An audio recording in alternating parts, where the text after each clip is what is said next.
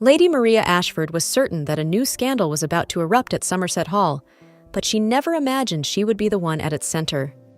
Not until she stumbled, quite ungracefully, upon the mysterious Earl of Blackmoor, hidden among the rose bushes in the dead of night. "If you intended to be discreet, Lord Blackmoor, you failed miserably," she teased, trying her best not to show that his partially unbuttoned shirt was, at the very least, a dangerous distraction. He smiled, but the smile didn't reach his eyes. "And what if I told you I was here to protect something you weren't meant to know?" Maria blinked, trying to decide whether she was more curious or insulted. "Well, my lord, you'll have to be much more specific, because what I'm not supposed to know could fill volumes." Maria, with her untamed red hair and an equally sharp tongue, had always prided herself on being a natural observer. The social nuances of the aristocracy were her pastime, and the secrets of others her fuel. Yet, the arrival of Lord Henry Blackmoor brought with it a mystery that left her disarmed. That very evening, Lady Maria found herself at a tedious ball at Lady Hargrave's residence, surrounded by suffocating green velvet walls and an off-key orchestra threatening to melt her ears. But something caught her attention. Blackmoor was engaged in a tense, whispered conversation with a man who looked like a jewel thief disguised as a gentleman. Curious, and unable to resist, Maria edged closer, masking her intent with an awkward dance. What she overheard sent a chill down her spine. This must be kept secret at all costs. If Lady Maria finds out, it will be the end. "Interesting," she murmured later to her lady's maid Anne, as the two shared a clandestine slice of cake in the pantry. "It seems I am the secret." The next morning, Maria visited the greenhouse at Somerset Hall under the pretense of admiring the plants. She found Blackmoor there, of course, with an expression that suggested he'd rather face a French battalion than deal with her. Before she could grasp what was happening, Blackmoor pulled her behind a wall of vines. Maria didn't know what bothered her more, the heat rising up her neck from being so close to Lord Blackmoor, or the fact that he seemed utterly composed as he whispered orders. "Stay here and don't move. I'm handling this." She scoffed. "My lord, if you think you can treat me like one of your obedient plants, I'm afraid you're about to be disappointed." Before he could respond, a sinister-looking man stepped into the greenhouse entrance, carrying a package wrapped in thick fabric. Maria's heart raced as she realized Blackmoor knew the visitor. As soon as the visitor left, Blackmoor turned to her with a look that was equal parts exasperation and caution. "If you're determined to spy on me, at least do it with more discretion. I'd rather not have to explain to the court how Lady Maria Ashford died of curiosity." She crossed her arms, ignoring the flicker of fear. "My lord, if you think you can throw me off with sarcastic charm, you'll have to try harder. What was in that package?" "You wouldn't want to know," he muttered, more to himself than to her. Maria stepped forward, defiant. "You're underestimating my willingness to stick my nose where it doesn't belong. Besides, it seems you've already made me part of this mystery, whether you like it or not." Despite all of Blackmoor's attempts to keep her away from what he clearly considered dangerous, Maria couldn't resist. That night, while Somerset Hall was wrapped in silence, she decided to investigate on her own. The greenhouse was dark, but Maria had brought a candle, which, truthfully, trembled more than her courage. As she moved past the vines, she spotted the package the visitor had brought. It was hidden under a wooden bench. Maria reached out, hesitant, and as she untied the fabric, she was left speechless. Inside the bundle were maps, letters, and a medallion bearing a royal crest. It was clear. Blackmoor was involved in something that directly concerned the crown. She didn't have much time to contemplate her discovery, as a voice behind her nearly made her drop the candle. "I should have known you wouldn't stay out of this." Maria turned to find Blackmoor standing in the doorway, his expression darker than ever. "My lord," she said, with the most casual tone she could muster, "it seems I've stumbled upon something important." "Stumbled or deliberately intruded?" he countered, though there was a hint of admiration in his voice. Blackmoor stepped closer, and the air seemed heavier. He took the medallion from her hand, holding it gently. "What you're looking at, Lady Maria, is not something you should be involved with." "And yet," she replied, "it seems I already am. Perhaps you should start explaining before my imagination fills in the gaps in a way that's inconvenient for you." He hesitated, but there was something in her determination that disarmed him. "This is bigger than either of us. If you insist on knowing, there's no turning back." Maria swallowed hard, but lifted her chin. "My lord, I've never been very good at turning back." In that moment, the tension between them shifted. It wasn't just distrust. It was something deeper, a blend of reluctant respect and something dangerously close to admiration. "If you're going to help me," he said finally, "we'll need to establish some rules." "Rules are for those who don't know how to improvise," she replied. Blackmoor chuckled, a deep sound that made her heart stumble. "And that," he said, "is exactly why I'm doomed." Maria had never felt so torn between excitement and dread. It was the night of the much-anticipated masquerade ball at Lady Abernathy's manor, and her plan, somewhat improvised as usual, depended entirely on her not being discovered. Unfortunately, the company of Lord Blackmoor was a complication she hadn't anticipated. "If the idea was to be discreet, Lady Maria, a golden mask with peacock feathers doesn't seem like the wisest choice," he teased, adjusting his own mask, an elegant and austere piece in shades of black. "And if the idea was to look menacing, Lord Blackmoor, you've nailed it," she shot back without missing a beat. "Now, if you'll excuse me, there are secrets to uncover, and I fully intend to be the best gatherer at this party." Lady Abernathy's ballroom was a spectacle of opulence. Chandeliers sparkled overhead, reflecting the glitter of jewels and extravagant masks. Maria moved among the guests, her trained eyes scanning for any detail that might unravel their secrets. Blackmoor, on the other hand, stayed close by, his casual demeanor a facade for the sharp gaze sweeping the room. "Who's our target?" Maria whispered, picking up a glass of champagne from a passing waiter. "Sir Edward Tinsley," Blackmoor replied, barely moving his lips. "He holds documents that could implicate the Duke of Clarendon, an ally of the Crown, in a treasonous scheme. We need to retrieve them." She arched an eyebrow. "And you didn't mention this earlier because I enjoy testing your patience," he said with a half-smile, before discreetly guiding her to a less crowded balcony. Maria barely had time to reply before a familiar pair of eyes caught her attention across the ballroom. "Is that Sir Edward?" Blackmoor followed her gaze and nodded. The one in the silver mask, with the posture of a man who owns a vault full of secrets. She handed him her glass and adjusted her mask. "Let me do what I do best." "And what would that be?"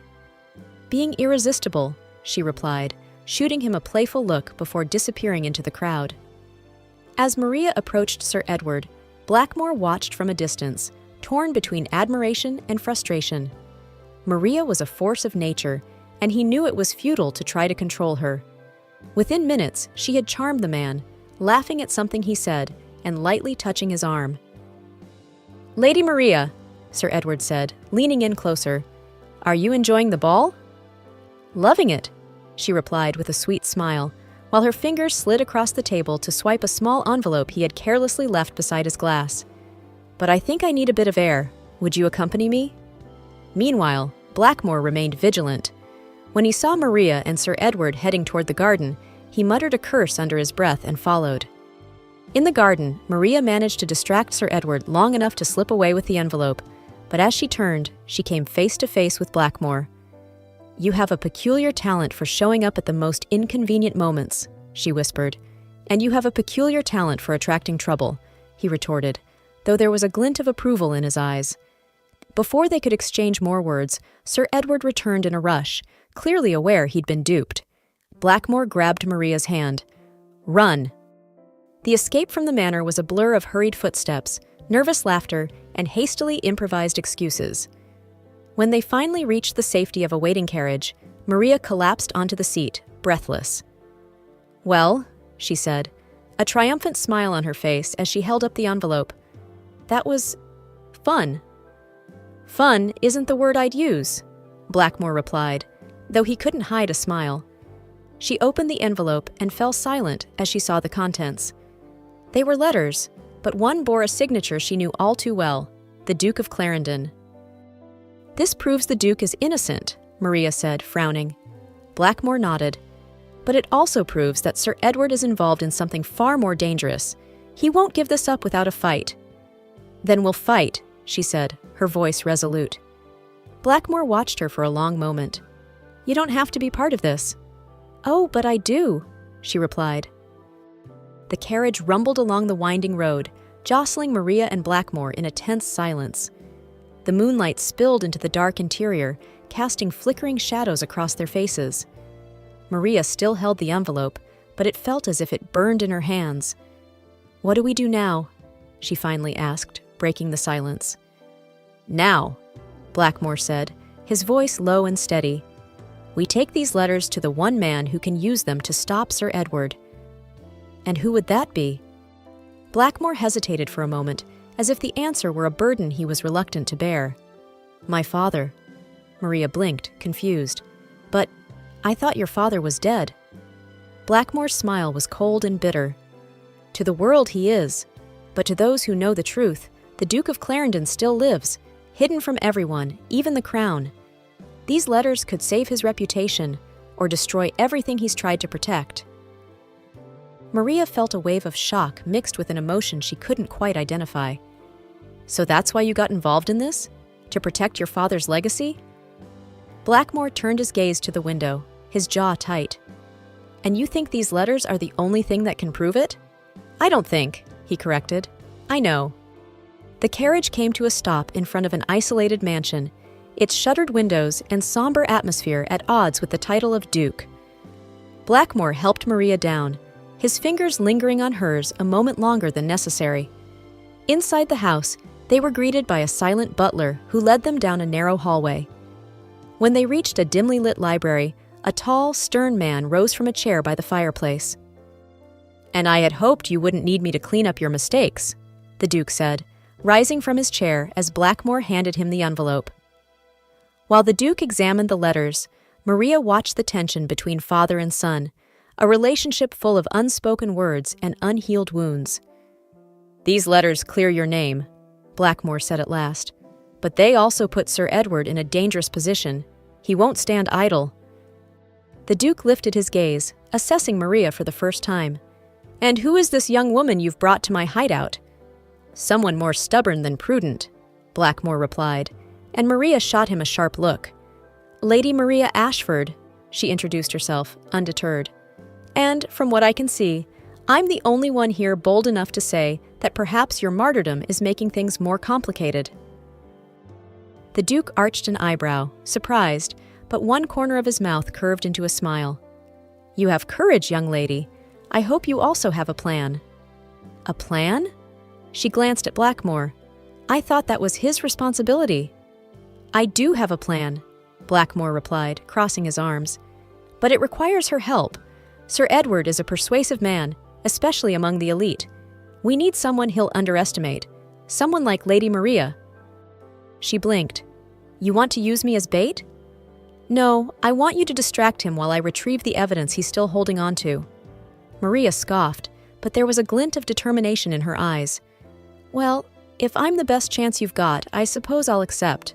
But my lord, if something goes wrong, I'll demand compensation. Compensation? Flowers, she replied with a mischievous smile. Lots of flowers, and maybe an apology. Blackmoor chuckled, a deep sound that seemed to ease some of the tension. Deal. Now let's finish this. The following night, Maria was back at Sir Edward's mansion, this time as a guest. Dressed in a dazzling silver gown that shimmered under the glow of the chandeliers, she drew the eyes of everyone in the room, including Sir Edward himself. While Blackmoor infiltrated the study, Maria captivated Sir Edward with her witty conversation and a smile that masked her true intent. You are a divine vision tonight, Lady Maria, he said, offering her a glass of wine. And you are a most generous host, she replied, all the while keeping a watchful eye on the door behind him. Minutes later, when Blackmoor reappeared in the crowd, Maria knew he had gotten what he needed. She excused herself gracefully and found him outside, waiting with a carriage ready. Did you get it? She asked, her heart racing. Blackmoor held up a small iron box. We got it! She smiled, but before they could celebrate, the sound of angry voices and hurried footsteps echoed from the hall. They know, Blackmoor said. "Run!" Epilogue: The Legacy of a Secret. The sun rose over Somerset Hall, painting the horizon in shades of gold and pink as Maria gazed out from the balcony. Her mind still spun with the events of the past weeks, the desperate escape from Sir Edward's mansion, the shocking revelations contained in the iron box, and, of course, Lord Blackmoor's determined expression when all seemed lost. "You're lost in thought again," came a familiar voice from behind her. Maria turned to find Blackmoor leaning against the doorframe, his shirt slightly undone and his hair tousled. It was a dangerously charming sight, though she wouldn't let him know that. "If by lost you mean trying to figure out how I'm still alive, then yes," she replied, raising an eyebrow. Blackmoor stepped closer, a rare, genuine smile playing on his lips. "Sir Edward has been arrested, my father is, for the first time in years, at peace, and the Crown has acknowledged his innocence. I'd say that counts as a victory." Maria crossed her arms, feigning indifference. "And all of that with no compensation for me? My lord, I am deeply offended." He laughed, a sound that seemed to lift the weight of the past weeks. "Compensation? You're the heroine of Somerset, Lady Maria. What more could you possibly want?" She pretended to consider the question, her eyes sparkling with amusement. "Flowers. Lots of flowers, and perhaps an apology." Blackmoor stepped closer until only a few inches separated them. "Then, Lady Maria, accept my apology. I shouldn't have underestimated you." "Ah, but you did underestimate me," she teased, tilting her head. "And yet, here we are. It seems I work well under pressure." "That, without question," he said softly, his gaze locked on hers. Maria felt the air between them shift. The tension that had been a constant undercurrent from the start now seemed on the verge of breaking. "Blackmoor," she began, but he interrupted her. "Henry," he corrected. Before she could process it, he took her hand, his voice low and sincere. "Maria, you're not just the heroine of Somerset, you're the heroine of my story, and I'm not going to waste any more time pretending I don't see that." She blinked, her heart racing. "That's unexpected." "Surprising, I hope," he said, smiling softly. Maria laughed, a gentle, enchanting sound. "Well, I suppose I can grant forgiveness, as long as you keep the flowers and apologies coming." "I'll consider that a deal," he replied, before leaning down and pressing a soft kiss to her hand. The days that followed were a whirlwind of letters, visits, and, of course, whispers throughout society. The Duke of Clarendon quietly resumed his position, while Sir Edward faced the consequences of his actions. Maria, on the other hand, became a constant topic of conversation in drawing rooms and salons, though no one could confirm the details of what had transpired. For her and Henry, however, the secrets had transformed into something more, a promise of a future. One afternoon, as they walked together through the gardens of Somerset Hall, Henry suddenly stopped and turned to her. "Maria," he began, his voice heavy with emotion, "I've spent much of my life trying to right the wrongs of the past, but with you, I feel like I can finally think about the future." Maria looked at him, surprised. "Is this your clumsy way of proposing something?" "Perhaps," he said with a smile, "though I'd hoped to be a bit more eloquent." She laughed, shaking her head. "Well, Henry, I think my answer is a bit obvious, don't you?" He said nothing, simply pulling her closer and kissing her. And for the first time in a long while, Maria felt she was exactly where she was meant to be, beside someone who understood both her strengths and her weaknesses, and loved her for them both. Subscribe, like, turn on notifications!